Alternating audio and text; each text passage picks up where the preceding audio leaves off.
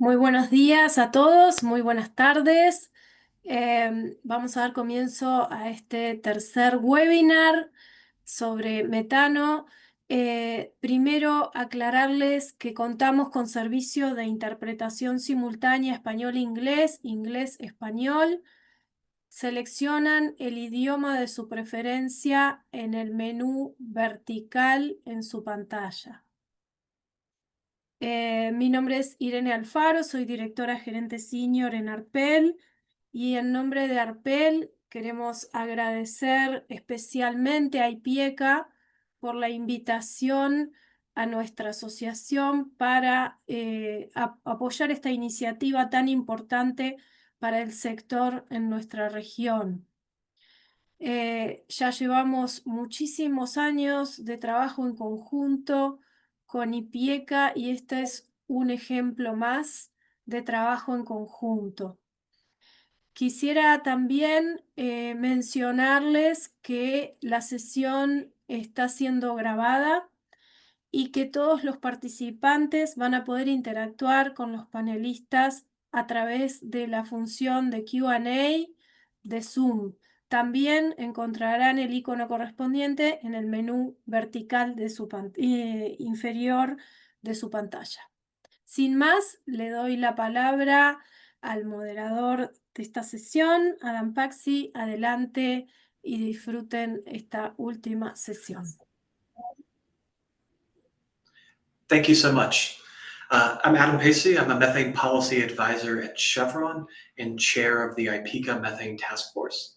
On behalf of Ipieca, I'm very grateful to Arpel-ACP and AMEXHI for helping to co-organize this regional webinar on the very important topic of methane emissions in the oil and gas sector. I'd also like to acknowledge support from IOGP and OGDC for helping to promote this series. I'm really excited to host a conversation today on methane inventory development.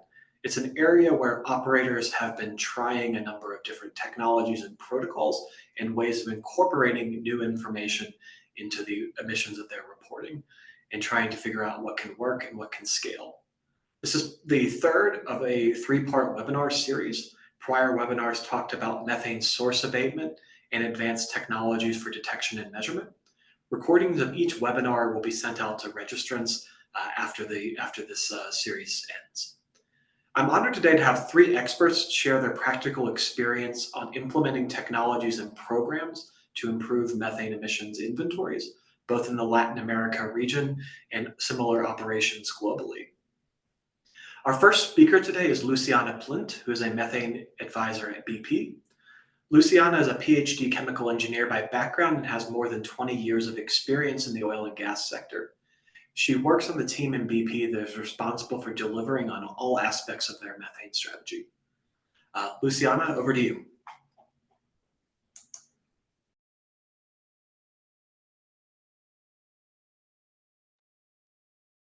Thank you, Adam. I'm sharing my screen now.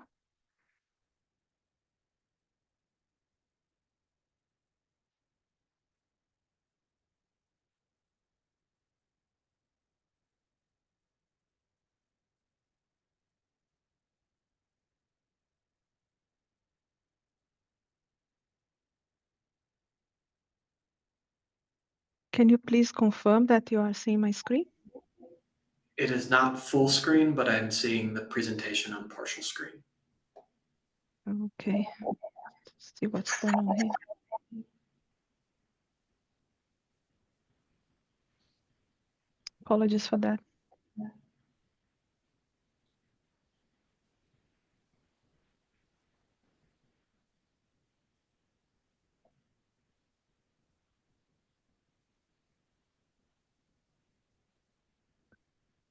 Can you see it in full screen now? You're good to go, thanks. Yes, thank you for that. So thank you, Adam, and thank you, the Arpel and Ipieca, for the opportunity to be, and other organizers to be, for the opportunity to be presenting today. As Adam mentioned, I work for BP, and I'm here today to share with you BP's journey on the development of methane emissions inventories. and how we have been using advanced quantification techniques to understand better the main methane sources in our operations and differences across our portfolios, and also to leverage the development of meaningful methane abatement plans.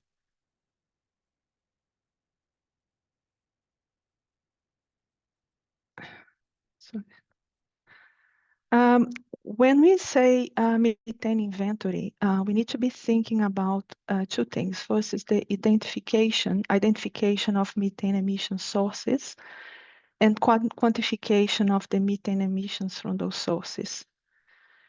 The diagram in this slide somewhat represents BP's journey to improve methane inventories across our operations, starting from desktop technical reviews about 20 years ago, to more sophisticated site-level measurements using drones and aircrafts today.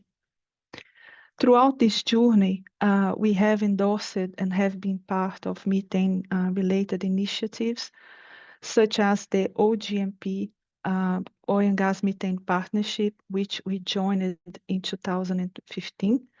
But even before that, we were already disclosing our emissions in our external sustainability reports. At that time, our methane emissions, they were pretty much based on source level quantifications using industry-based emission factors from well-known sources such as the API compendium, and also from regulatory bodies such as the US EPA and Environmental Emissions Monitoring Systems, EMS, which is the environmental database for the UK oil and gas industry. Now, going forward back in 2020, we announced a change in our energy strategy, and also we announced some sustainability aims. One of them was specifically related to methane measurements. From there, we started a structured implementation of our methane measurement strategy in line with the requirements of the OGMP 2.0. In the next slide, I will tell you a bit more about the measurement approaches and how they were selected and designed. This includes full site measurements to verify total and site level emissions for accuracy and completeness. Of course, this is an evolving landscape and an interactive process, and we are continuously applying the lessons that we are learning from measurements at source and site level, and relying on advances in technologies to improve.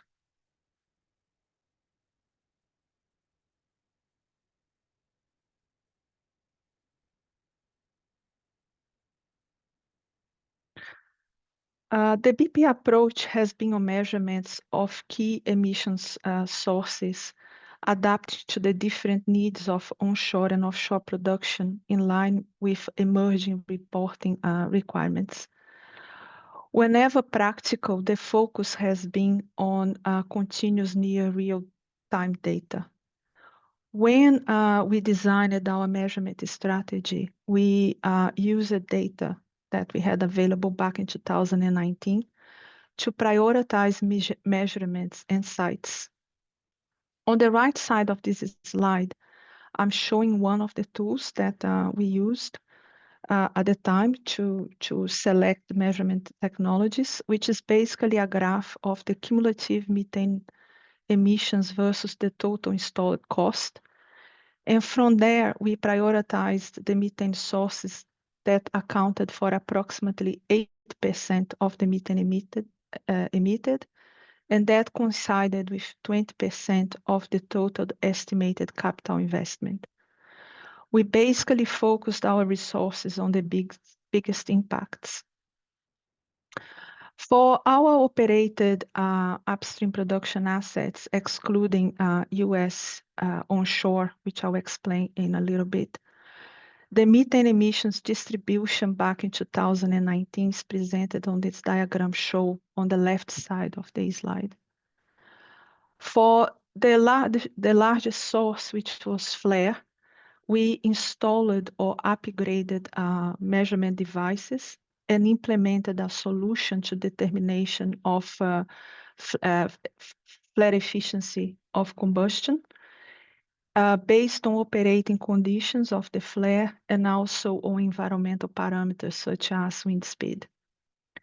For the second largest source, which is stationary combustion equipment, we decided to use predictive emission monitoring system, PEMS, for the quantification of methane emissions in turbines and engines. PEMS is again a parametric model and uses operational data such as temperature, pressure, gas flow, and gas composition to estimate emissions using predictive models. And the model in this case is always validated with physical sampling. For large continuous venting, we installed or upgraded flow meters. And for fugitive emissions, we enhanced our leak detection repair programs to find and fix, focus mainly on mitigation. One point I would like to flag here is that this measurement strategy excludes the US onshore assets, which are unconventional and quite different from the rest of the global BP portfolio.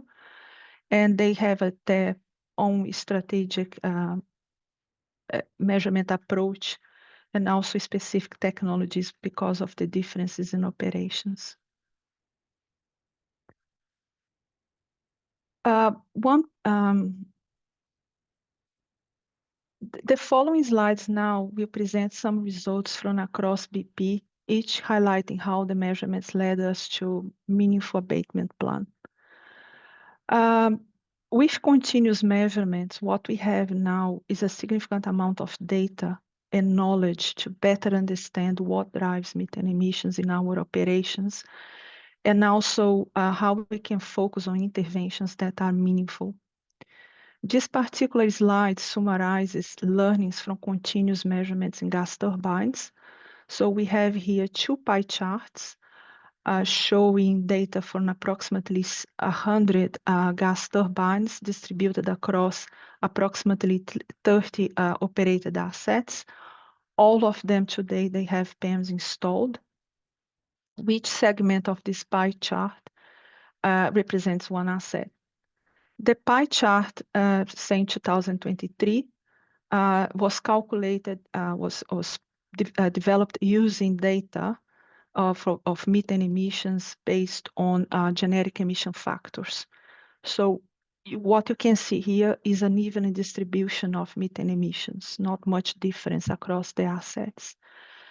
This pie chart is quite different from the one on the right, the 2024, that was developed using PEMS data.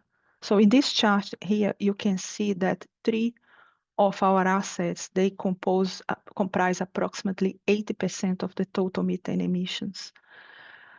We further investigated the data here, and what we identified is that the gas turbines operating on those assets, they were operating at low load, and that's why the methane emissions were so high. And we have been working with operations to really changing the mindset and the operating conditions so that the turbines can now operate closer to their optimal design envelope. In this second slide here, we have an example for flaring. This again, basically what we have learned from our flaring measurements is that the measurement of the flare destruction efficiency is very important to understand the levels of methane that are being quantified and reported. When we generalize that all flares operate at 98%, we cannot really identify differences between the flares. By using our software solution, we are able now to understand better the complex patterns of combustion and provide some interventions when necessary. For example, this diagram here is showing the flare destruction efficiency for one of our offshore plants in the North Sea. during a period between October and December of 2023, which was the asset was then being hit by storms.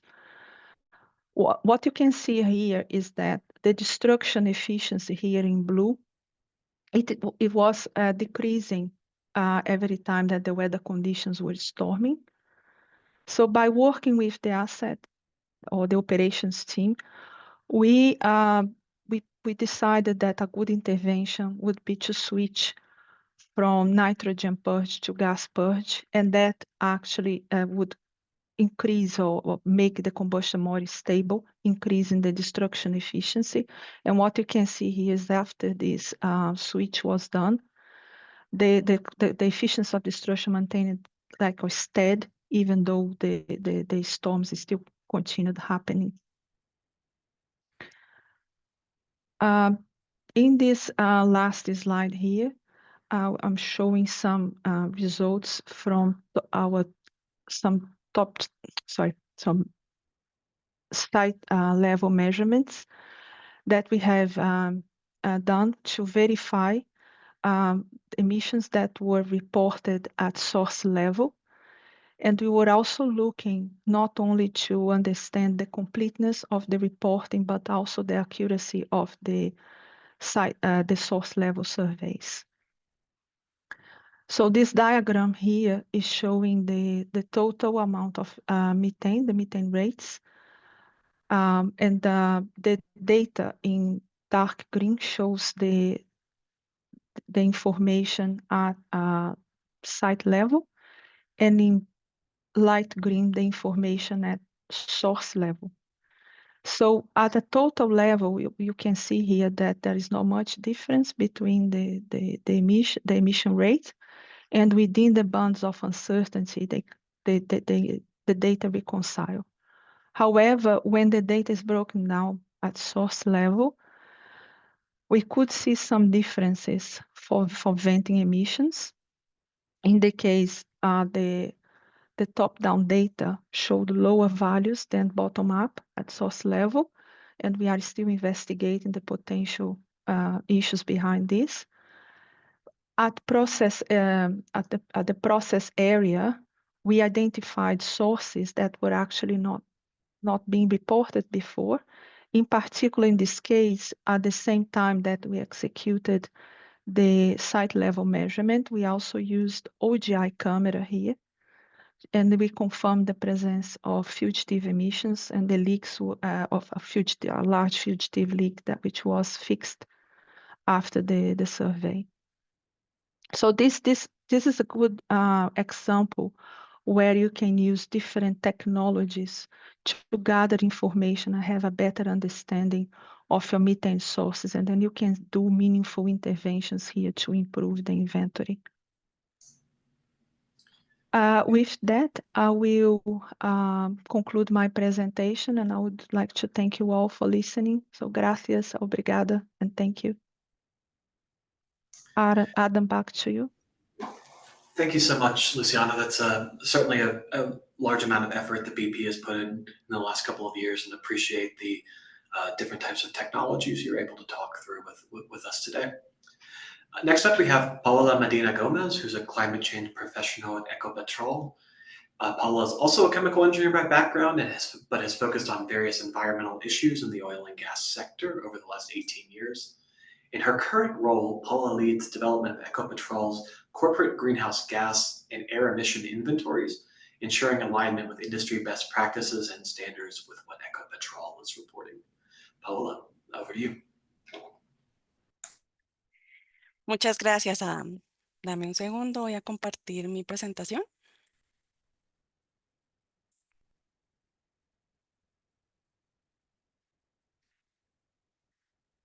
Bueno, muchas gracias. Primero que todo, buenos días, buenas tardes. Gracias por invitarnos a este espacio en el cual queremos compartir cuál ha sido nuestra experiencia en el proceso de mediciones, de medir emisiones de metano, y el proceso que también ha sido para nosotros bien importante, que es su inclusión en el inventario corporativo de emisiones de gases de efecto invernadero de Ecopetrol. Para arrancar, quisiéramos hablar un poco del inventario de gases de efecto invernadero de Ecopetrol, este inventario corporativo que viene realizando Ecopetrol desde el año 2009, siempre en línea con la ISO 14064 y el GSG Protocol, estableciendo como límite organizacional un enfoque de control operativo. Esto quiere decir que tenemos en el inventario 2 refinerías y aproximadamente 49 activos de producción. Adicionalmente, tenemos un límite operacional que nos permite estimar las emisiones de gases de efecto invernadero para los alcances 1, 2 y 3, ¿no? Pues basados en el concepto del GSG Protocol. Y además, esto incluye pues tener las emisiones cuantificadas para las 4 categorías de alcance 1, una categoría de alcance 2 y 14 categorías de alcance 3. En cuanto al enfoque, lo hemos hecho con un enfoque bottom-up, lo que nos permite también tener estas emisiones uno a uno de aproximadamente 2.500 fuentes cuando hablamos de alcance 1 y 2 y aproximadamente 9.800 fuentes cuando hablamos de alcance 3. En cuanto a las metodologías de cálculo que hemos utilizado históricamente en nuestro inventario, tenemos las emisiones asociadas a factores de emisión típicos para la industria de oil and gas. Tenemos emisiones también mediante balance de masa, modelos de emisión. Y por último, tenemos emisiones asociadas a las mediciones directas. Esto es lo que puntualmente, digamos, une todo este proceso con el inventario específico de metano que hemos venido levantando en los últimos años vía mediciones directas. Dentro del inventario contamos con aproximadamente 96 algoritmos de cálculo para poder estimar las emisiones de todo este mundo de compañía, 80% factores de emisión y 20% lo estimamos a partir de balance de masa y modelos de emisión. Dentro de los contaminantes, además del metano, también incluimos CO2 y N2O. Son los 3 contaminantes, digamos, prioritarios dentro de nuestra industria y por ende para nuestra compañía. Sin embargo, acogiendo también las recomendaciones de la nueva versión de la ISO, estamos en un proceso de actualización del inventario para incluir los gases de efecto invernadero regulados por el protocolo de Kioto, que aún tenemos pendientes dentro del inventario, que son los HFCs, los PFCs y el SF6. Pues todo esto lo llevamos a CO2 equivalente y estamos utilizando hoy día los GWPs del quinto informe del IPCC. Entonces, este es el resumen específico del inventario de gases de efecto invernadero de Ecopetrol. Ahora, cómo ha sido el proceso de la gestión de emisiones de metano en el inventario de emisiones? Para nosotros, digamos, todo tiene una fecha de partida y es antes del 2018, puesto que nuestro inventario, pues al ser hecho desde el 2009, siempre lo hemos enfocado pues con base en una mezcla de balances de masa y factores de emisión. Para las categorías específicas y digamos donde encontramos la mayor proporción de emisiones de metano, que son las emisiones fugitivas y las emisiones de venteos, siempre lo habíamos hecho utilizando los factores de emisión propuestos por el API en su versión 2009 y luego en su versión 2021. Sin embargo, sabíamos que de pronto estábamos teniendo una subestimación de las emisiones, teniendo en cuenta que los factores de emisión no estaban mostrando tal vez la realidad operativa. Y esto nos lo hizo ver también en 2018 cuando nos adherimos al OGMP del CCAC. Digamos que para nosotros abrió una puerta importante para poder entender qué tecnologías existían para medir metano, qué tipo de emisiones podríamos encontrar dependiendo de cada una de las fuentes que existen en nuestro inventario y nos permitió analizar este tipo de información para poder en un futuro incluir en el inventario. Entonces partimos de un inventario de metano con base en conteo de accesorios, por ejemplo, para emisiones fugitivas, en flujos específicos para emisiones de venteos, a un inventario mucho más detallado, con mejor información en toda nuestra línea de tiempo. En el periodo 2019-2021, contamos con una serie de campañas de mediciones de metano muy enfocadas en las emisiones fugitivas y venteos, que nos permitió analizar todas las tecnologías existentes, implementar mediciones bottom-up, implementar mediciones top-down, que al final también nos lleva a tener una medición de aproximadamente en el 95% de nuestras instalaciones tanto de producción como de refinación. Identificamos nuevas fuentes de emisión que no teníamos mapeadas en nuestro inventario y analizamos todas las campañas realizadas para pues luego seguir un siguiente paso que era todo el proceso de inclusión de esta información dentro del inventario. Adicionalmente, para la operación en sí, pues súper importante tener esta información en sus manos porque vieron un potencial también, pues en cuanto a temas de gases de efecto invernadero, pero sobre todo de seguridad, de poder en sus áreas operativas trabajar en los cierres de toda la identificación que se venía haciendo de fugas en sus áreas operativas.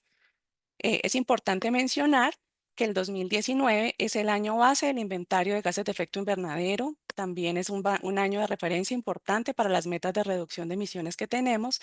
Y en el 2020 hicimos la adhesión a los GMP 2.0, pues en continuación con esta adhesión inicial que habíamos hecho en 2018, lo que nos permitió en 2021 tener nuestro primer reporte OGMP para este momento en nivel 3, es decir, aún hacíamos nuestro inventario con base en factores de emisión. Ya para el periodo 2022-2023, pues arrancamos con un apoyo muy importante asociado a regulación nacional que nos permite también movilizar un poco más todo este ejercicio de llevar todo este tema asociado a mediciones directamente al inventario corporativo. En ese periodo de tiempo también ocurren, digamos, situaciones importantes como son la inclusión de nuevos activos dentro del inventario, activos que antes no eran operados por Ecopetrol y que pues en los procesos asociados a reversiones, a incorporaciones, deben ser incluidos dentro del inventario. Entonces lo que hicimos fue incluir estos nuevos activos con todas pues, las emisiones que esto conlleva. Adicionalmente incluimos todas las mediciones que se habían realizado en los años previos y que habíamos analizado en los años previos para las categorías fugitivas y venteos, incluidos pues la identificación de todas estas nuevas fuentes que se habían identificado en tanques, en pozos, en fugitivas, que nos permite tener un inventario mucho más preciso en cuanto a la información que estábamos reportando y mantener la trazabilidad hasta el año base mediante un modelo de recálculo que está también pues totalmente alineado con lo propuesto en la ISO 14064 respecto a recalcular el año base cada vez que tenemos procesos importantes dentro del inventario. ¿Esto qué nos permitió? Nos permitió tener un inventario mejorado. Ya no estamos hablando de inventario nivel 3, pasamos a un inventario nivel 4. Además, nos permitió encontrar una mejora en nuestras emisiones en cuanto a la cuantificación. Pasamos de tener emisiones de metano y las incrementamos de 3 a 5 veces dependiendo de la fuente en la cual se generaban estas emisiones. Es decir, incrementamos nuestras emisiones de metano. Pero a su vez, seguimos implementando iniciativas de reducción de emisiones con base en esta información que habíamos encontrado. También tuvimos un proceso de verificación de tercera parte del inventario. Esto hace pues también para nosotros tener mayor tranquilidad de la información que estamos reportando a nuestros grupos de interés y seguimos en el proceso de la identificación de nuevos proyectos de reducción de emisiones para un futuro. Puntualmente en 2023 pasaron dos cosas muy importantes para la compañía, que fue la definición de la reducción de metas de metano para el 2025 y 2030. Son metas que en este momento pues estamos en proceso de medición y seguimiento y pues justo para el cierre de este año tenemos un hito de cumplimiento. Además que recibimos el reconocimiento Gold Standard por primera vez por el reporte que hemos estado haciendo. Entonces, digamos, en este periodo de tiempo hemos seguido trabajando en la mejora de toda la información que llega al inventario. Continuamos con mediciones top-down, continuamos con mediciones bottom-up. Cada vez tenemos mejor información y sabemos dónde es más óptimo implementar cada una de las tecnologías existentes para mediciones de metano. También hemos venido, digamos, aplicando este tipo de tecnologías ya no solo a las categorías de fugitivas y venteos, sino también a categorías como combustión, como queman antorchas, que como bien lo mencionaba Luciana, nos ha permitido en este momento identificar eficiencias de quemas de pronto diferentes a las que tenemos actualmente dentro de nuestro inventario y pues eso nos va a llevar también a tener cifras mucho más precisas en próximas actualizaciones. En 2024, pues seguimos en el cumplimiento, en el seguimiento al cumplimiento de las metas. Tenemos ya un hito, digamos, logrado, que es la reducción en el periodo 2020-2024 de aproximadamente 17.300 toneladas de metano y además seguimos haciendo pues nuestros reportes a OGMP y pues esperando que podamos tener pues buenas noticias también asociadas a estos reportes.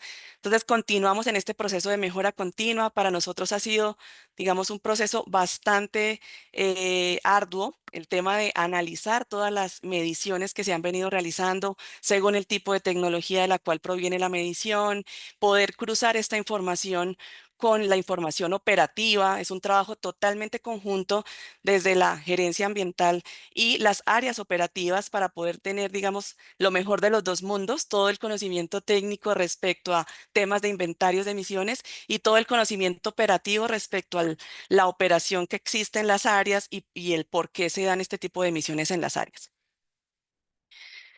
También hemos tenido ya un proceso, pues de todo esto nos ha generado unas lecciones aprendidas que quisiéramos compartir con ustedes y pues son las siguientes. Es fundamental tener una articulación entre la operación y responsables del inventario de emisiones de gases de efecto invernadero para un mejor entendimiento de las condiciones operacionales durante cada campaña. Para nosotros es bien importante no quedarnos solamente con la información de la medición, tener un trabajo conjunto con la operación para que ellos sean los que acompañen estos procesos de medición y además combinar la información específica de la medición con las condiciones operacionales del momento de la medición. Con esto podemos identificar si son condiciones constantes, si son condiciones puntuales y cuál es la mejor forma de llevar este tipo de mediciones a un inventario. También un factor de éxito clave para nosotros ha sido tener una herramienta independiente al inventario de consolidación de mediciones, que sea alimentada por los actores responsables de la medición. Como venía diciendo, la operación es el factor más importante dentro del proceso y que sean directamente ellos en su conocimiento los que puedan alimentar estas herramientas y que al final esta sea la información que se lleva a un inventario. También conocer de las tecnologías de medición adecuadas y costo efectivas de acuerdo a las características operativas de cada uno de los activos. Desde el principio hemos probado con todas las tecnologías conocidas por nosotros y existentes, lo cual nos ha permitido en este momento identificar según nuestros activos, según la necesidad, cuáles son las mejores tecnologías para cada necesidad específica de las áreas. Definición de una frecuencia de medición adecuada que genere representatividad de las mediciones en diferentes vigencias. Al final se traduce en tener un sistema de gestión de metano que pueda incorporar programas como el DAR para fugas, programas de gestión de venteos, programas de gestión de quema eficiente en TEAS, entre otros, para poder, digamos, hacer el proceso también pues mucho más costo efectivo. La caracterización de corrientes de gas en los puntos específicos de medición también es un punto que consideramos bien relevante porque si bien conocemos las características, sobre todo en activos de producción, de nuestro gas de producción, entendemos que ese gas puede cambiar su composición dependiendo de la etapa en la que se encuentre en un activo, si ya pasó por sistemas de separación, si ya pasó por sistemas de tratamiento. Y de eso depende cuando se genera una fuga, en el punto en el que se dé una fuga, pues la composición de ese gas. Entonces, es importante para nosotros poder tener diversas caracterizaciones de la corriente en los diversos puntos de las áreas operativas. Y por último, y no menos importante, la regulación colombiana, pues siempre ha sido una clave para movilizar la gestión de emisiones de metano en el país. Tener una regulación que acompañe todos estos ejercicios para nosotros ha sido vital porque nos permite también generar tiempos, generar frecuencias y pues trabajar de forma mancomunada pues para un fin común que al final es poder tener una reducción de emisiones de metano. Bueno, pues esta es la información que traíamos por parte de Ecopetrol. Espero que haya sido útil para ustedes y pues los dejo con Adam. Muchas gracias. Thank you so much, Paola. That's a very interesting presentation, and I appreciate you sharing the journey that Ecopetrol has been on over the last few years. Our final speaker today is Gilmar Alves del Silva Jr., who is an engineer at Petrobras. Gilmar has a mechanical engineering degree and an MBA and has been with Petrobras for 14 years. His current role focuses on the Oil and Gas Methane Partnership 2.0 program across upstream assets in the company. Gilmar, I'm excited to hear what you have to say. Over to you. Hello, everybody. Just could you confirm you are being able to see my screen? You are good to go. Okay, thank you everybody. Thank you Arpel and Ipieca for the invitation. It's a pleasure to us to be here sharing some of our work.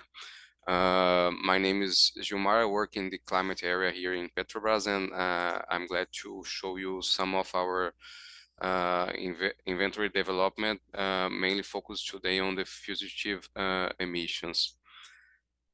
So as to level up everybody, fugitive emissions are unintentional releases of gas. They can happen in a lot of different components. We entered OGMP in 2023, so we are now on year 2 on OGMP. When we started, we have our inventory already based on level 3. That means that we used industry average emission factors for accounting our emissions. And as part of OGMP 2.0, we are evolving our assets to levels 4 and level 5. So for level 4 for fugitives, we are using QGI cameras, or we are running some tests also with high flow.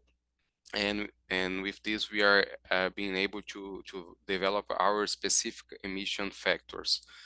And we are also started this year to evolve some of our assets to L5. So we are trying with drones, we are testing with drones, airplanes, and satellites to do L5 campaigns. That's site level monitoring, in order to better evolve and develop our inventories. So although we started in OGMP in 2023, our history on fugitive emissions comes back to 2006. We began using the 21 methods in our downstream refineries on shore. Then in 2016, we started using the OGI technology, also on shore. And now in 2018, we started to run some pilots in our offshore units. Then we entered OGMP in 2023. And in the first year of OGMP, we started to conduct our campaigns, our measurements campaigns with key OGI cameras, which are able also to quantify. And we have made around 30 offshore units covered with these key OGI campaigns.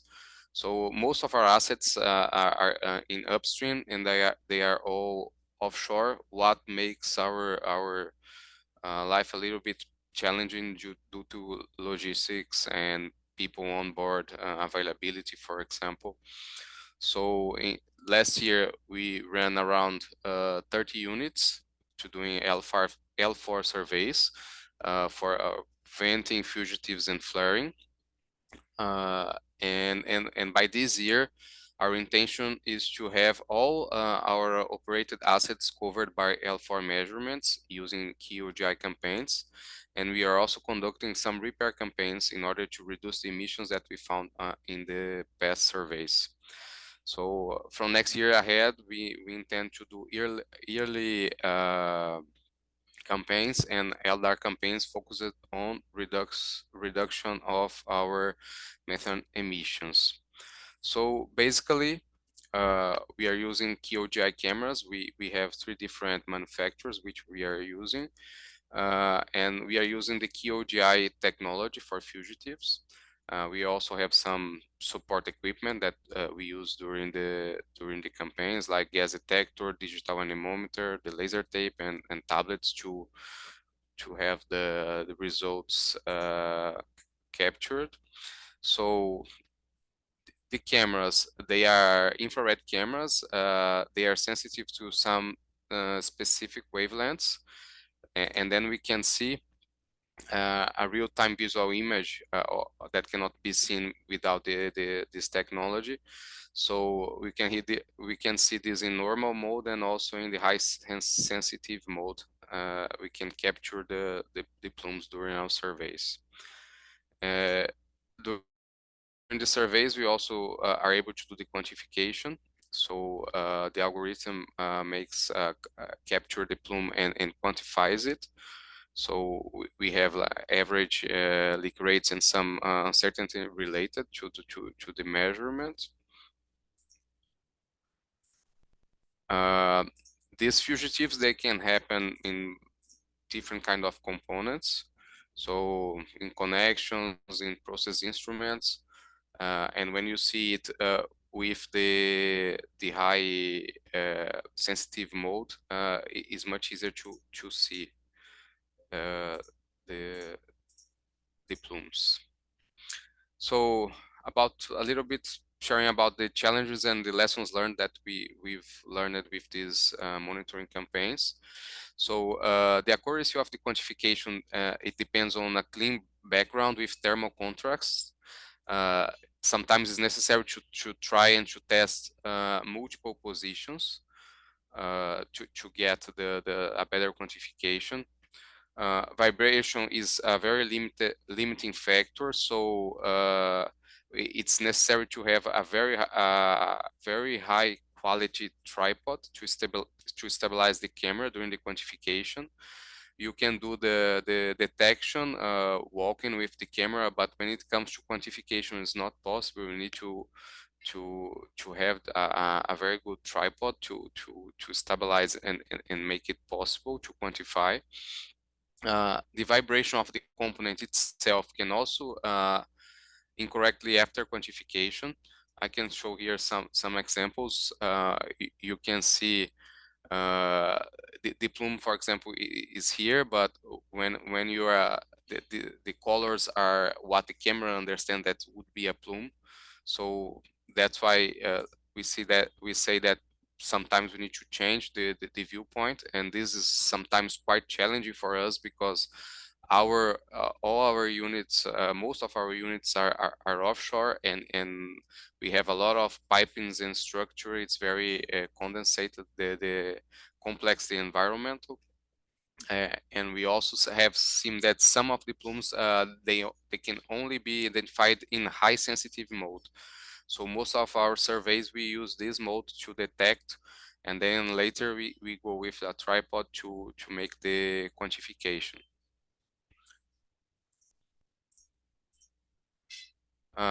We also ran some tests with the high-flow sampler. We have tried this with one device that we found that is zone 1. Unfortunately, the first tests, the equipment showed some failures on board with the sensor. We found also that it's very difficult to quantify low flow rates. It's very difficult to capture the plume when you have very low emission rates from a fugitive. And also the exhaust, the backpack exhaust may be problematic for professional safeties when it comes to the plume goes to the backpack of the person. So we are talking with some companies in order to improve design and so that we can go on with further testings. We think LDAR campaigns which are lead detection and repair, they have lots of benefits. That's what we are doing. We are not just detecting and measuring for inventory purpose. We want, of course, to improve our inventory, but the main goal is to have the emissions reduction.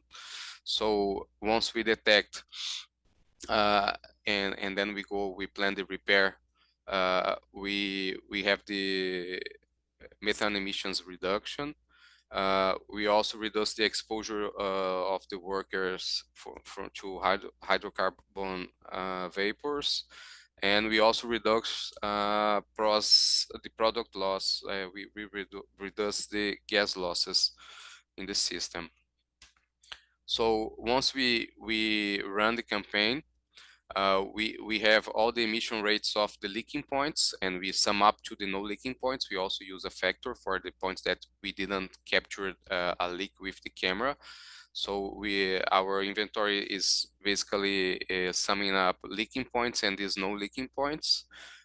For inventory purposes, we consider that we detect this the emission from the date of detection. So when we change from L3 to L4, this is the starting date that we are considering. Sometimes operations is available to make some maintenance during the campaign. When this happens, once we find a leak that operation is able to go there and fix it, then we move this point from leaking to no leak even during the campaign. As I've said before, we have run in 2024 around 30 campaigns. We have seen in some units we have reductions, in some units we have increase, but in the end what we found is that our total emissions inventory increased for fugitives increased less than 2%. So our L3 estimation was quite good, but the main points here and the best thing is that when we used the generic factors from the industry, we didn't know where the leaks were. So it was not possible. We were just quantifying. We could not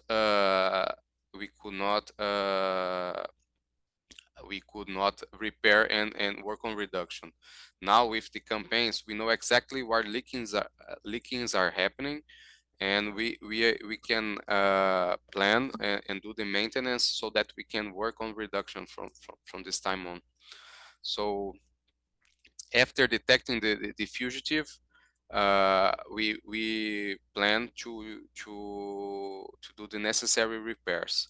So which are our drivers for repair? First, materiality, component characteristics, if there is any damage to the component, and also the maintenance complexity. As this is a new process, we find some challenges. We have different assets across as I said, most of them are offshore. So we have to plan it carefully. We need to have people on board available for making these maintenances. We need to prioritize the services on board. Sometimes we need to change some equipment. We need to have lead time to the components to arrive, or even logistics to send them offshore. So this is an ongoing process that we are working and trying to do it better every time. This is just to show we use environment and platform 360. We locate the point that is leaking in order to make it easy to maintenance to find the place when they are going to do the repair. We also have a fugitive system that is we use it for our inventory. In this system, we put all the leaking points that we found with pictures and the videos of the quantification. And then when we repair the leak, we also put there the evidence, and that's the system where we gather the data for getting our inventories updated every month. So the conclusions, we have found that OGI CAM technology has proven to be effective and practical for fugitive emissions in both offshore and onshore facilities. The challenges identified during the campaigns were overcome through adoption of best practices and also professional training. This is new for us here in Petrobras. So we have run some external trainings, and also we have made some internal trainings to our personnel. Other monitoring technologies such as high flow samplers still require some technological maturation and further field testing here for us. We are working on this. This is our intention also to try and to deploy these new technologies. And LDAR campaigns are extremely important to reduce the emissions because, as I said, now we know where the emissions are, and we are able to plan the maintenance for to reduce. Yeah, thank you so much, Gilmar. That's a fascinating presentation on on how you guys are managing and measuring fugitive emissions. So thank you for sharing your experience at Petrobras with that. We're going to move on to the question and answer portion of the panel. You can continue to submit questions using the Q&A function at the bottom, and we should be able to get to a couple during the next 10 minutes or so. We'll start off with a question that I think we've been getting a lot into the chat. There's been several of the panelists have mentioned programs that have been existing over multiple years, 2, 3, 4, 5 years of doing different pieces out in the field. If you had to take a look back and understand, what types of measurements or technologies have been valuable and what haven't, I think that would be super important information, I think, to share to the extent you can with different folks on the webinar today that are maybe a little bit earlier in the methane management journey. So I may start off with Luciana, move on to Gilmore, and then Paola on what's been more valuable than you expected with measurement, and what's been less valuable than you expected as you've been implementing measurement programs. Luciana? Well, thank you, Adam. So when our measurement strategy was designed, so there were no off-the-shelf technologies available at the time. So we selected the ones that were most advanced at the time, but had to work hard with the vendors to develop them further until they were ready for full-scale deployment. For example, we had to complete various pilots in the field and a study on fat efficiency in Oklahoma. Some key learning from us after so many years of trying to implement measurements, and when selecting a technology, I think the company needs to be mindful of the maintenance requirements so the technology can be sustained by the business. This is very important, especially with meters.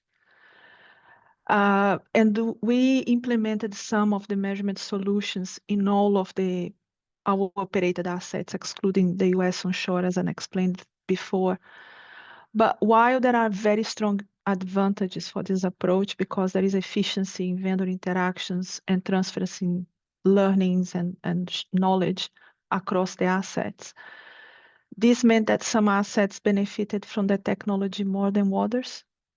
So what we would now recommend is that more time is spent to evaluate the value for each asset and deploy the technologies that are more suitable for given assets. And perhaps comment that's more general in nature, the technology is advancing very rapidly and needs companies to pilot in the real world, which comes with a lot of complexity. So today there are so many companies out there trying and piloting technologies that the new players could take advantage of this, the large amount of technologies that are available at the moment. Thanks. Gilmore, you have anything to add? Yes. For Petrobras, we are now in our second year of OGMP 2.0. So we are still trying some methods in order to define which one will suit better for our reality. That is an offshore environment of most of our assets. So, for example, when it comes to flaring, we are doing this with automatic engineering calculations. That's from the TGD from OGMP. We are also running in parallel some PENS softwares, CFD. We are started this year to make some measurements with drones, and also we just received the 2 VISR cameras. So we are still working on this to see which one will fit better for us. For fugitives, for example, as I said, we are using now QGI.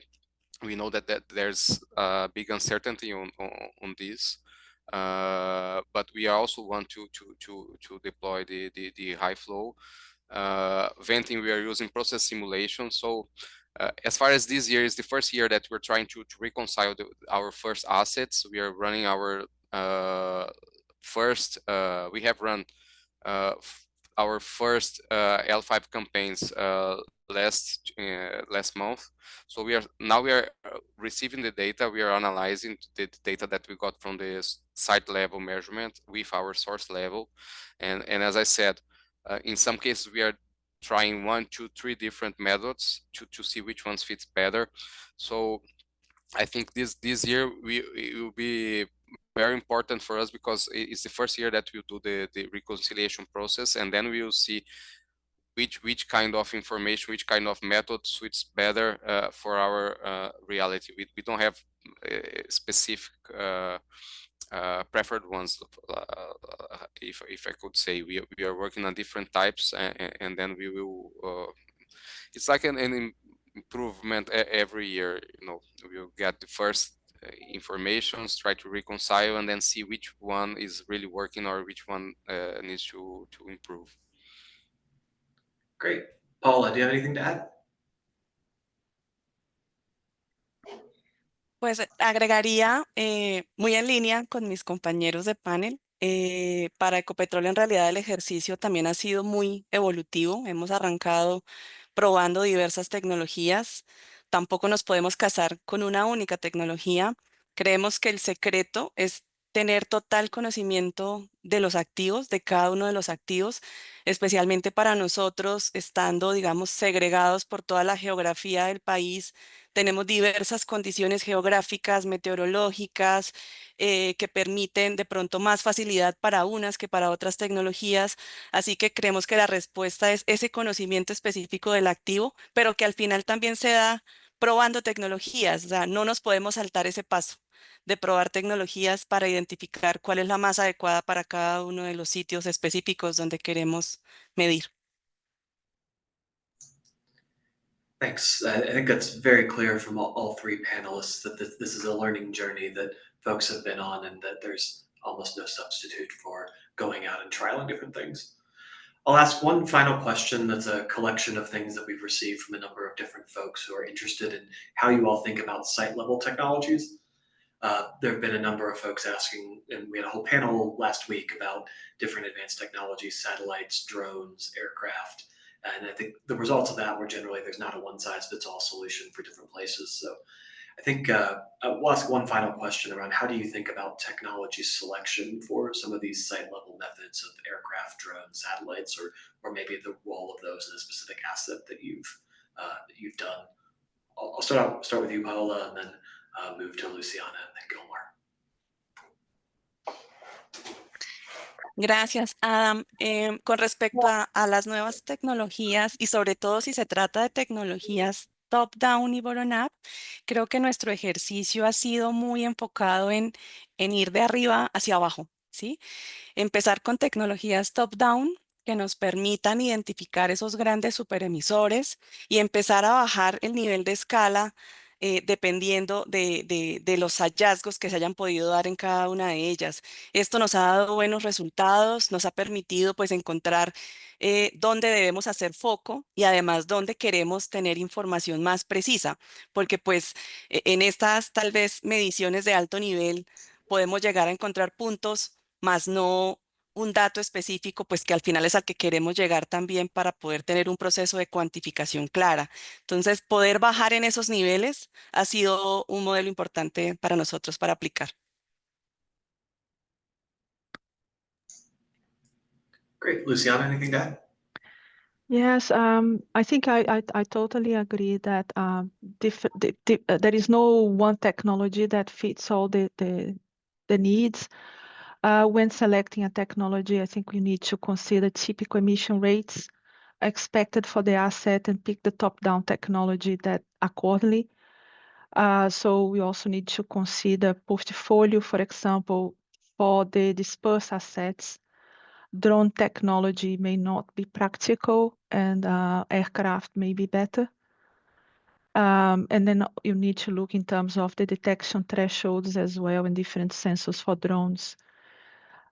In terms of satellites, we are exploring use of satellites, but we believe that with current satellite capability, we see satellites more of a tool for detecting super emitting events. The site level emissions in our portfolio are below the detection thresholds of satellites, and we cannot use them for site level measurement and reconciliation. Thanks so much. Gilmar, any final words? We also don't have one specific site level technology defined. as we have onshore and offshore units, sometimes drones cannot be used in larger areas onshore, but it may fits better for offshore. What I can say is that as this is our first year that we're conducting the site level measurements, we are doing this, we are testing drones, we are testing the aircrafts, and also we are testing with satellites, and we'll see which one fits better, which one can we use and move on. And probably we won't have one single answer. Probably we'll have the technologies that fits better to each one of our kind of our assets. So I think we won't have a one technology that will be able to make the site level surveys for all our assets. Probably be a mix. Thank you so much. First, I'd like to thank all the panelists for sharing their experience today on methane emission inventory development journeys that you've been on. I'd like to thank more than 200 participants who took some time out of their Friday to listen in and talk. Recordings of each of the 3 webinars that have been going over the last 3 weeks will be sent out to folks who have registered online. I'd like to thank the interpreter for her help in translating some very technical content over the last couple of weeks and really helping to have this webinar work in both English and Spanish for a variety of practitioners in the space. And finally, I'd like to again thank Ipieca-Arpel-ACP and AMEXHI for helping to put on these webinars. I think it's been a very interesting conversation on an important topic for the Latin American region. I hope everybody enjoys your weekend, and thanks for joining. Thank you. Thank you. Gracias.